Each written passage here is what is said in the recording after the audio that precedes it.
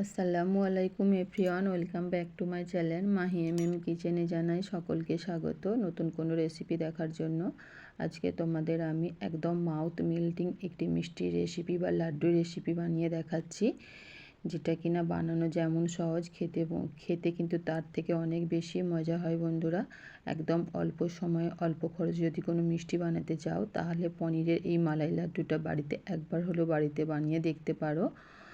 তো চলো রেসিপিটা কিভাবে বানালাম তোমাদের সঙ্গে শেয়ার করে নিই। তো তার জন্যে দেখো, এখানে আমি পনির নিয়েছি, আর এখানে এই যে 2 প্যাকেট পনির আমি নিয়েছি, তবে পুরোটা ব্যবহার করব না। 300 গ্রাম পনিরের এখানে আমি লাড্ডুটা বানাবো। তো পনিরটাকে দেখো এখানে গ্রেটার দিয়ে একটু গ্রেট করে নেব। তাতে কি হবে, পরবর্তীতে পনিরটা ম্যাশ করতে অনেকটাই সুবিধা হবে, একদম মসৃণভাবে ম্যাশ করে নিতে পারবে।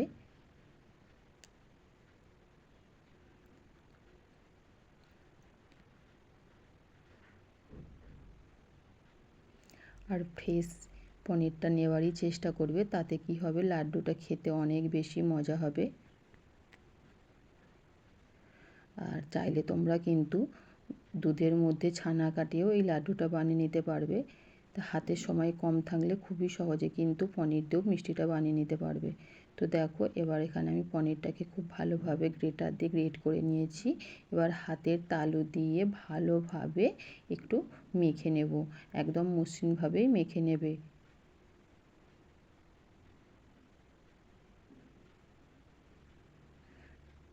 তো ঠিক এইভাবেই দেখো মেখে নিতে হবে, কোনো লাম্পস বা দলা দলা ভাব না থাকে। তো চলো এবার প্যানের মধ্যে আমি 3 প্যাকেট দুধ নিয়ে নিচ্ছি। ওই 200 গ্রামের যে প্যাকেট হয়, সেই প্যাকেটের দুধ এখানে নিচ্ছি আমি। মাপ হিসাবে বলতে গেলে এখানে আমি 600 ml দুধ নিয়েছি। আমি পরবর্তীতে খোয়া ক্ষীর অ্যাড করব, তাই এখানে আমি 600 ml দুধ নিয়েছি। তোমরা না যদি খোয়া ক্ষীর ব্যবহার করতে চাও, সেক্ষেত্রে কিন্তু 1 লিটার দুধ ব্যবহার করবে। এবার চুলোর ফ্লেমটা হাই রেখে অনবরত জাল করে নেব, যতক্ষণ না দুধটা খুব ভালোভাবে ঘন হয়ে এসছে।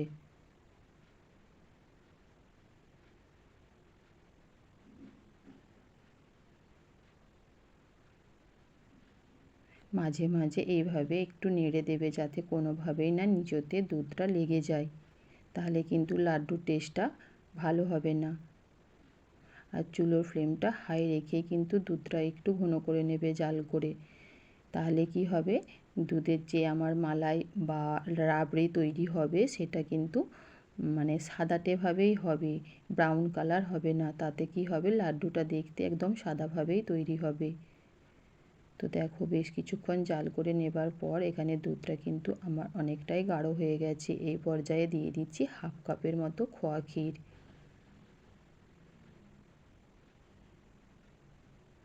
তো খোয়া ক্ষীরটাকে দিয়েও খুব ভালোভাবে মিক্স করে নিচ্ছি। আরও আমি 3 থেকে 4 মিনিটের জন্য দুধটাকে ফুটিয়ে ঘন করে নেব।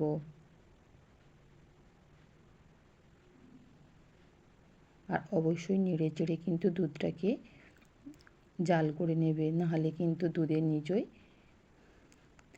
ধরে যেতে পারে, সেক্ষেত্রে কিন্তু লাড্ডুর টেস্টটা কিন্তু একদমই ভালো হবে না।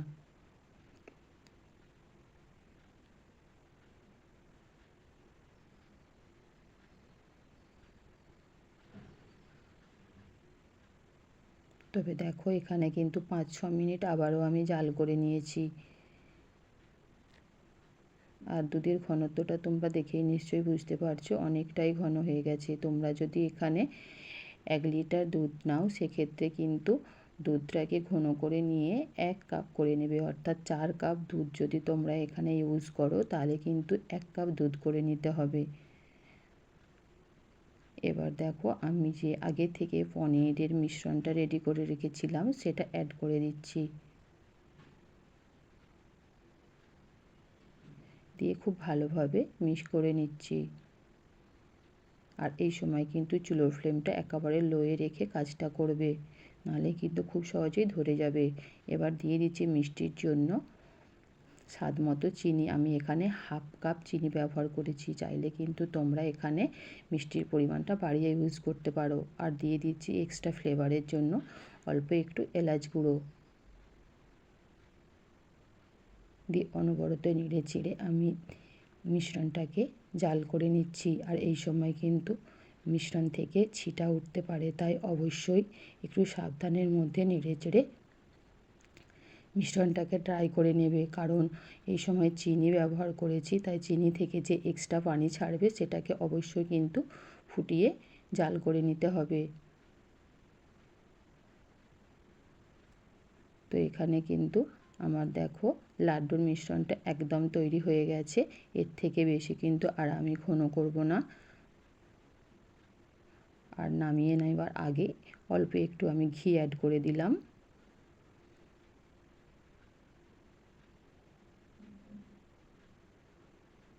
দিয়ে খুব ভালোভাবে নেড়েচেড়ে মিক্স করে নিয়েছি। এবার আমি এই যে লাড্ডুর মিশ্রণটাকে ঠান্ডা করার জন্য রেখে দেবো এভাবে প্যানের মধ্যেই। আর একটু নেড়েচেড়ে মিশ্রণটা ঠান্ডা করে নেব। তো দেখো এখানে কিন্তু আমার লাড্ডুর মিশ্রণটা বা ছানার মিশ্রণটা একদম পারফেক্টভাবে রেডি হয়ে গেছে। এবার আমি এইরকম একটা চামচের সাহায্যে কিছুটা পরিমাণ ছানার মিশ্রণ নিয়েছি, যাতে সমস্ত লাড্ডুগুলো একই মাপে তৈরি করতে পারি। তো এই যে খুব সহজে হাতের মধ্যে এবার গোল গোল করে রেডি করে নিলাম একটা লাড্ডু। একদম ইজি বানানো, কিন্তু কোনো কঠিন না, খুব সহজেই বাড়িতে বানিয়ে নিতে পারবে। আরও একটা বানিয়ে তোমাদের আমি দেখাচ্ছি। অল্প খরচে অল্প সময়ে যদি কোনো মিষ্টি খেতে চাও, একদম মানে মুখে দেবার সাথে সাথেই মিষ্টিটা মিলিয়ে যাবে, এতটাই টেস্টি হয় বন্ধুরা। তো বাইরে থেকে চড়া দামে না কিনে বাড়িতে কিন্তু খুব সহজেই মিষ্টিটা বানিয়ে নিতে পারবে বা লাড্ডুটা বানিয়ে নিতে পারবে।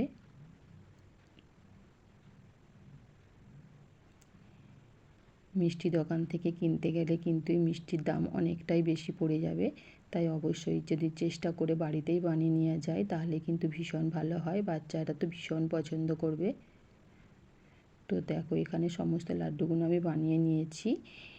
তো ওপর থেকে অল্প একটু ফুড কালার আমি দিয়ে দিচ্ছি, সুন্দর একটা দেখতে লাগার জন্য, আর কোনো কিছুই না। একদম দোকান থেকে কিনে আনার মতনই লাগছে। দেখো মিষ্টিগুলো খেতে কিন্তু অসম্ভব মজার হয় বন্ধুরা। বাড়িতে একবার হলেও এভাবে বানিয়ে দেখতে পারো। উপর থেকে একটা করে আমি কিশমিশ দিয়ে দিচ্ছি। তোমরা তোমাদের ইচ্ছা মতো ড্রাই ফ্রুট দিয়ে কিন্তু এখানে ডেকোরেশনটা করে নিতে পারো।